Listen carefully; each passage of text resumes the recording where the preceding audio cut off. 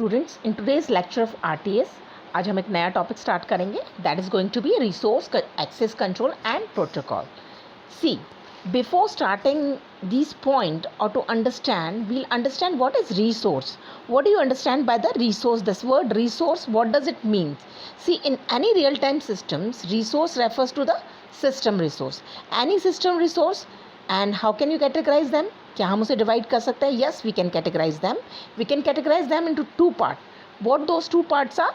Processor and resources. Now, which one out of the processor and resources is the active resource? See, processor are also called as active resources. For example, PC, transmission line, disk, database server. What are these? These are all active resources, right? So you got what is active resources. Now, see, resources, we have understood the what is resources, how many type, how can you categorize the system resources, that is processor and resources. Now you know what, the processor can also be subdivided into two parts. What are those two parts? They are functionally identical and functionally non-identical. Functionally identical means all those processors that are working similar, whose functions are similar, they can be termed as functionally identical. And functionally non-identical means the different type of processor they are working, their functionality is different.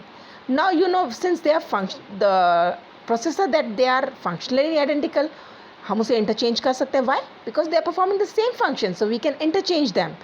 Whereas in case of functionally non-identical, can we change the functionality of processor? No, because each and every processor is doing a different job, so we cannot change it. So this is something that I have given you an overview about the types of resources. Now we are going to discuss what could be the resources can be represented. See, hardware devices like sensor, actuator, these can be defined as or can be represented as resources. Disk or memory capacity, buffer save, ये सब क्या है? What they all are? They are resources, right? And software resources, how you are going to define software resources? You are going to define software resources. It is basically mutex, locks, queues, all these comes into the category of software resources. Now, see, assume that a system with a 5 types of resources that could be named as R1, R2, up to R5.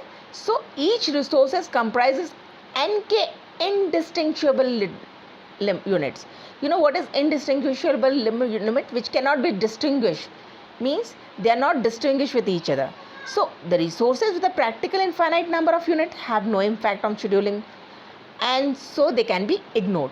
So you need to understand that आपको ये समझना होगा कि जो resources, if the quantity of the resources are more, means infinite, then we have to ignore it because they are not going to have any effect on scheduling. And next point that you need to understand about the resources is that each unit of resources is used in a non-preemptible and mutually exclusive manners.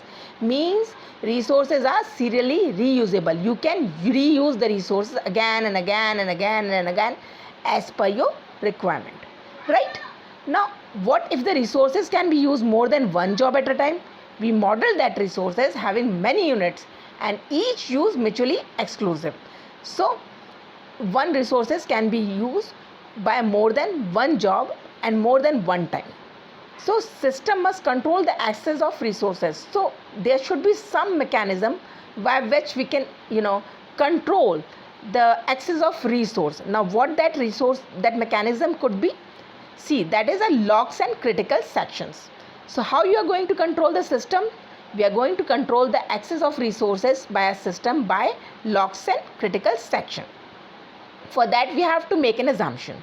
Suppose a log-based concurrency control mechanism. Now we are going to assume a log-based concurrency control mechanism. अब ये mechanism होता क्या है? What exactly that mechanism is? See, a job wanted to use nk unit of resource, rk logs, L the resource, right? So suppose there is a one job that wanted to use a certain resource, say nk unit of that resource, and resource can be termed as rk, and it has log L, rk, nk. So when the job is finished with the resource, it unlocks them. See, there is a rule. Suppose there is some job running and that job is willing to use some resource. So what that job is going to do, that job is going to lock that resource. It's going to send the request of a lock, right? If that request is being taken by the processor, then it can that particular resources, or that allows that job to use particular units of resource, and after using that resource or unit of resource, that job is going to unlock it. So this is what the criteria is all about, to use certain resource. And why we are using lock? We are using lock in order to control what we are willing to. We are controlling the access of resource, so that we there are so many jobs running at the same time, so all the jobs need some resource, turn by turn. So there might be a probability that one job is taking more of the resource time rather than the other one, so they have to wait for a long time. So we need to control that access of resource by a certain jobs or by a certain system. And how can we do that? With the help of job, right? So if a lock, suppose job is there, and if a lock request fails, you understand, if a lock request fails, the requesting job is blocked and loses the processor. When the requested resource become available, it is unblocked. See, what they are trying to say in this point is that if a job request fail, suppose there is some job J1, and that job J1 is willing. What it is willing? It is willing to access. What it is willing to access? It is willing to access